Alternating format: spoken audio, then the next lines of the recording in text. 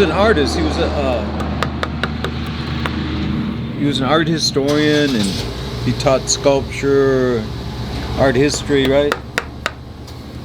And he was a very, very wise man. And he told me, he says, "Mr. Moreno, you're a very angry young man."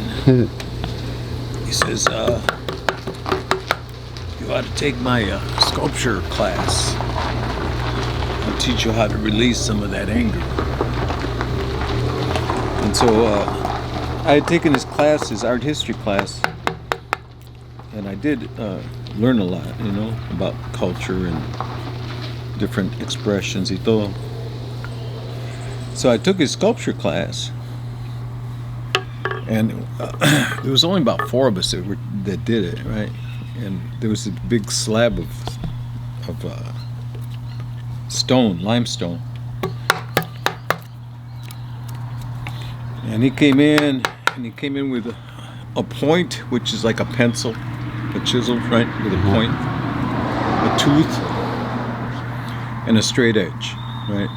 And he said, and a big rock. Yeah. He says, your art is in that rock, find it. He gave us goggles, a 5-pound mallet, Yeah. a steel mallet, the tools, some gloves, and he split. I go, what the is that? Yeah. He didn't say anything. He didn't do anything. Here you go. He just said, find it. And so it was the 4 of us were going, what's going on? So I says, I got pissed off. Yeah. I got pissed off. I go, I'm paying for this shit, and he's just dumping this on me. Yeah. So I go and chinga, starting hitting this thing, just beating the shit out of it, pissed off.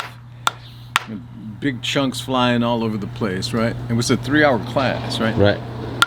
So I'm just beating the shit out of this rock. And after a while, it becomes, like you said, therapeutic. It becomes rhythmic, Yeah. right? Yeah. Almost like a notes, like music. Mm-hmm. And you begin to control your breathing, and you feel the rhythm, right? And 3 hours go by, and you don't even notice, right? I go, this viejito must be on to something, right? Yeah. So I go, okay. So he came back in, and then the next class, and he showed us a few techniques and shit, how to finish and stuff like Right. that. They split again. And so I go, man. So I go back into that mood, right? Mm-hmm. And I'm doing this, I'm working. I go, I like this. I'm gonna take the rock home. I'm gonna work at home, right? I work like I live like maybe 2 miles from the university, Uh-huh. on the other side of the tracks,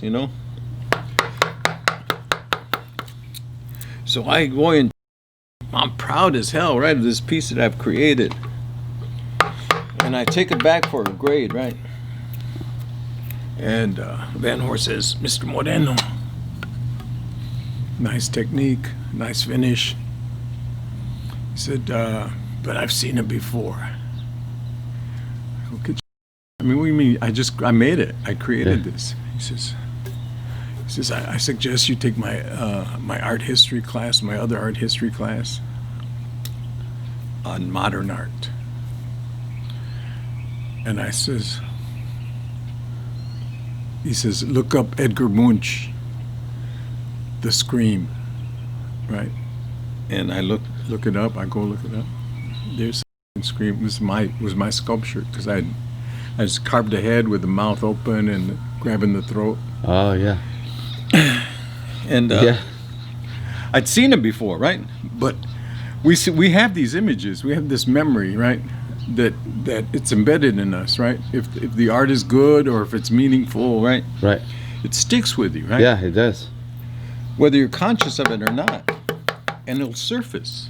It surfaces. It surfaces over and over and over. Yeah, yeah. It always has and always will. Right. There are very few things that that are new in this world, right? Every emotion that we have, every expression that we have, lust or want or fear or hate, all those things, man, those have all been felt by somebody before us. So what the artist got to do is find a new way to express it, or maybe utilize something that's already been done, right, and just Right. make it our own, right? And build off of it. Yeah. So it becomes yours.